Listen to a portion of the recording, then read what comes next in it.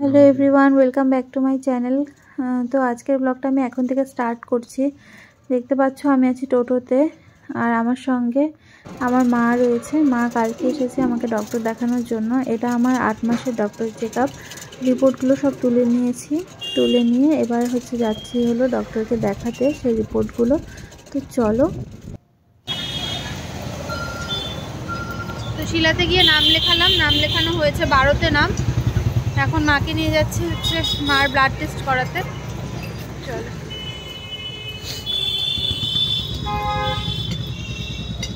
আর একটু আগে যদি বেরোতাম তাহলে নামটা আরেকটু আগেই লেখাতে পারতাম। যাই হোক, কোনো ব্যাপার না। এখন মাকে নিয়ে যাচ্ছি। 2 ঘন্টা হাতে এমনিতেও সময় রয়েছে, কারণ মাকে করাবো আজকে ব্লাড টেস্ট।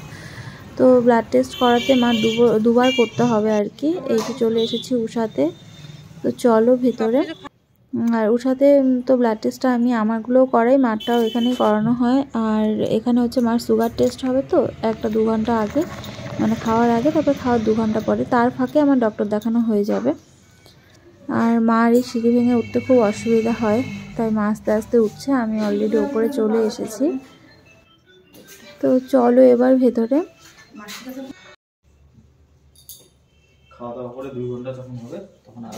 দেখতে পেলে মায়ের রক্ত দেওয়া হয়ে গেছে। তারপর আমরা চলে এসেছি আমার ডক্টর দেখানোর এখানে, মানে শিলাতে চলে এসেছি, শিলার ওপিডিতে।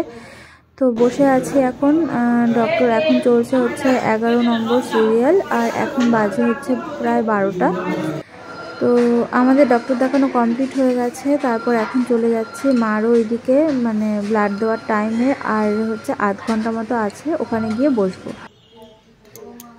বাড়িতে চলে এসেছি, এসে স্নান করে তারপর আমি সকালবেলা যাওয়ার সময় স্নান করে যাইনি, যেহেতু নার্সিংহোমে যাচ্ছি, এসে স্নান করব সেই জন্য স্নান করে যাইনি। আর এখন এসে যে গীতাটা পড়ছিলাম, তো এটা আমি তো রেগুলারই করি, তোমরা জানো। তো সবাই একটু আমাকে আশীর্বাদ করো যেন আমি সুস্থ সবল একটা সন্তানের জন্ম দিতে পারি। আমার সন্তান যেন সুস্থ থাকে, ভালো থাকে, এটাই সবসময় ভগবানের কাছেও প্রার্থনা করি। ছেলে মেয়ে বলে কোনো ব্যাপার নাই।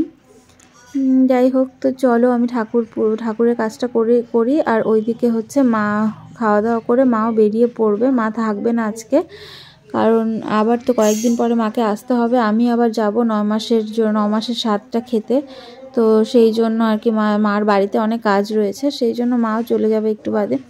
তো আমি ঠাকুরের মন্ত্রগুলো পড়া হয়ে গেলে একসঙ্গে খাওয়া দাওয়া করব, তারপরে মা বেরিয়ে পড়বে। আমাদের ম্যাডাম রান্না করছে এখন। ম্যাডাম কি রান্না হচ্ছে? খিচুড়ি। কি দিয়ে খিচুড়ি রান্না করছো? তো ভাজাভাজি কি হচ্ছে? ধনিয়া পাতা, বেগুন, আলু, সিম, ফুলকপি, এত কিছুতে খিচুড়ি হবে নাকি? হাঁড়িতে কি বসিয়েছো? হাঁড়িতে চাল আর ডাল।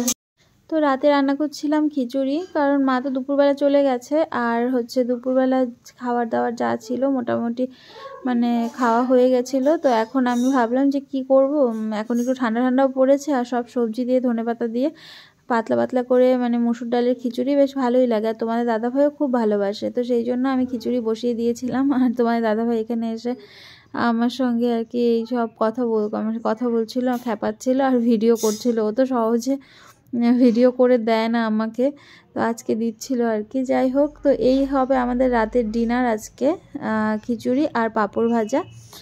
তো চলো, আজকে আমি খুব ছোট্ট একটা ব্লগ তোমাদের সঙ্গে শেয়ার করলাম, কারণ এই সময় সারাদিন ব্লগ শ্যুট করা হয় না, কখনো ভালো লাগে কখনো ভালো লাগে না। আর সারাদিন একা থাকি, ভিডিও করে দেওয়ার তো কেউ নেই, সেই জন্য আর কি যেইটুকু পারি সেটুকুই তোমাদের সঙ্গে শেয়ার করি। যদি তোমাদের ভিডিও ভালো লাগে তবে তোমরা অবশ্যই লাইক কমেন্ট শেয়ার করো আর আমার পাশে থেকো।